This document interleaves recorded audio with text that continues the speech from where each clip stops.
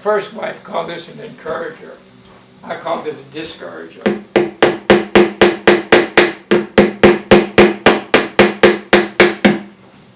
Look at this, it's kind of coming together. Again, I want a little contrast with the wood. Right with the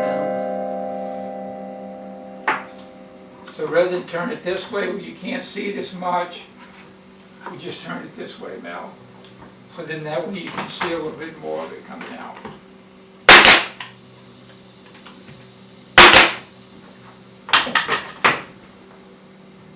Guys, we're coming on home with this little boy. He could not be any cuter.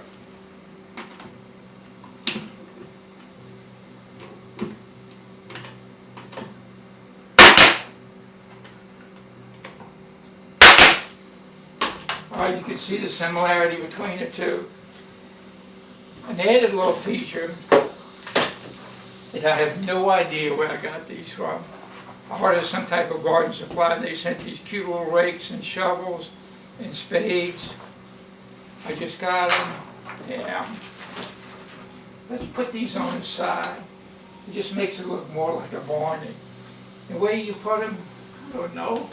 You can put them just so they kind of lined up at the top. So let's line these up with the top of this piece. Let's make two little dots here. Two little dots here. Let's put our shovel on the other side, lining it up at the top of this. Put a little dot here. Put a little dot here. Now let's take out Danny, the DeWalt.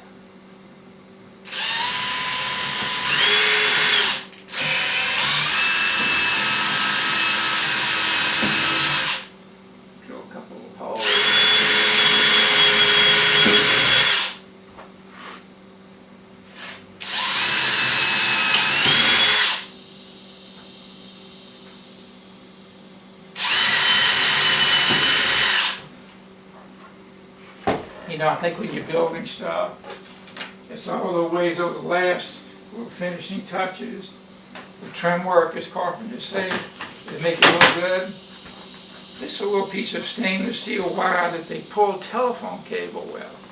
If you ever see a crew on the side of the road pulling telephone cable, they're only allowed to use this stuff one time by law.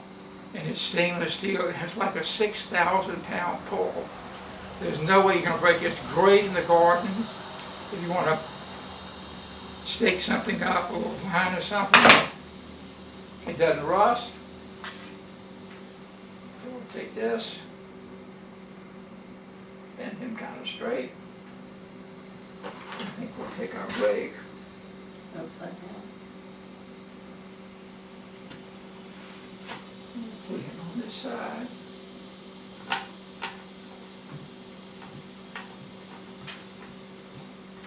Push it back in there.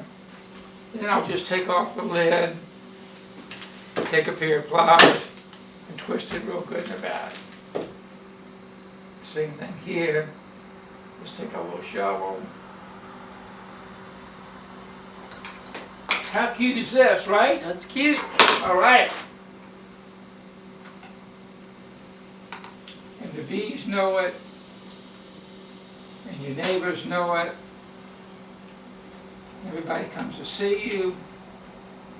You can tell them that you appreciate them appreciating your beehive.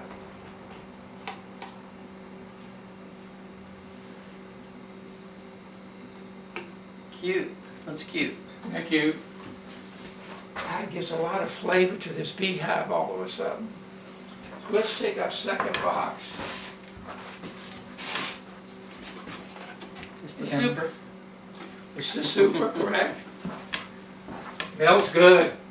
We put our super on. Remember, we built this super last time we were here with this little door on the top.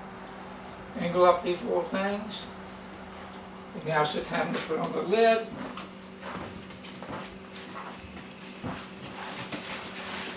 The only thing I've done with this since the last time that you were here is I painted it out.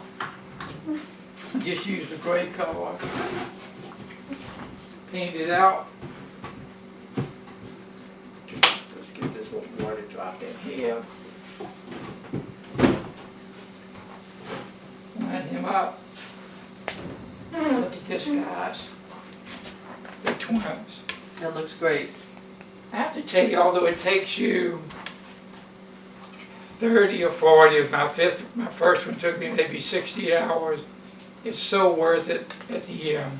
And there's so many different ways you can do it.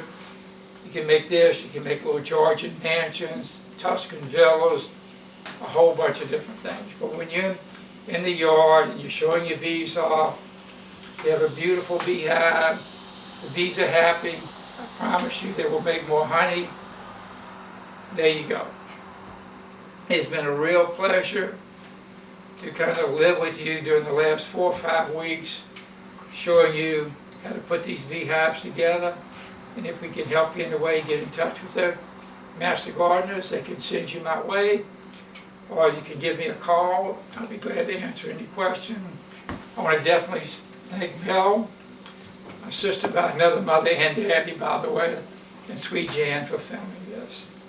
So this is Doc from Doc's Beehives at North House, saying God bless you. Thank you very much, and we'll see you soon.